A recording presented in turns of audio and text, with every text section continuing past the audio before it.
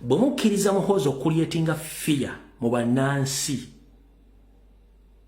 aba bawangudde, bwe mulaga nti talina kyali ne bw'anaawamba kitegeeza asigadde talina kyalina. Mwetemanyi kye bayita ku discreditinga muntu eyeyita nti w'amaanyi, ne mumumma ne mumussa akasiiso ne mutunuulira atandika okweyogeza yika nga tebakyanfaako, ye nga tebakyantya, nga tebakyakola ki. Kitegeeza aba aluuzinze meaning, aluuzinze touch. Okitegeera ne kasita mumufokasingako nga buli kyayogera buli muntu awo oyo tumutya ajja kukwata abantu basement iki. Kitegeeza muba mugudde mu trap ye gy'aba ayagala kyakulyetinga. Kati awo tuvuddewo bwe tumala okuvawo ku nsonga eyo,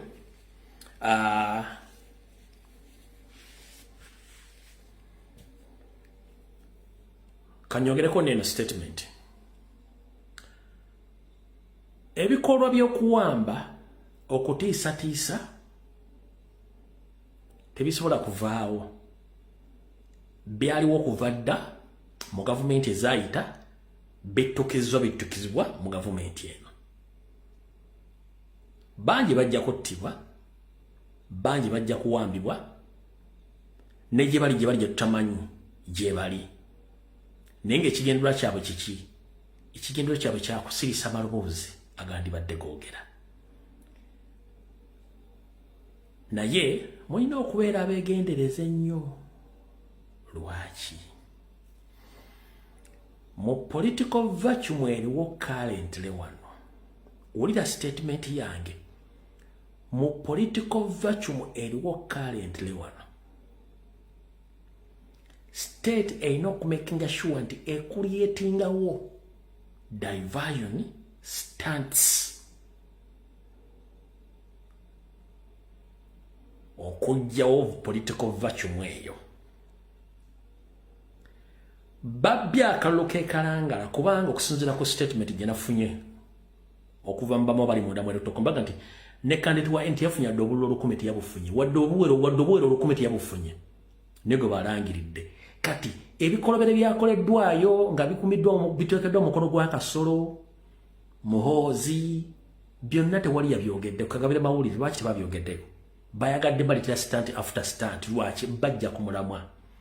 Kati political vacuum eriwo, balina creatinga stunts diversions ogezaako kavalinga vacuum eyo. Naye vacuum eyo ogyetegereza otya? Ogyetegereza bw'oti. Buli bakulyetinga ekintu kyonna nga kiri against the will of people, kiba kiyamba ffe. Make crisis eri mu Uganda essaawa zino efeesinze Museveni yefeesinze Kagame. Sanctions za Kagame wazitegedde, eza Museveni tebasobola zibalaga naye nga gye ziri.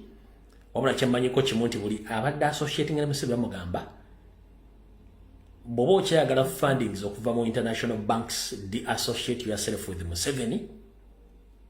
Era ensi zingi zitandise okudi-associatinga naye eza mu East Africa in terms of economics, batandise okwawukana mu bintu by'enfuna n'ebyobusuubulaganya mpola munda.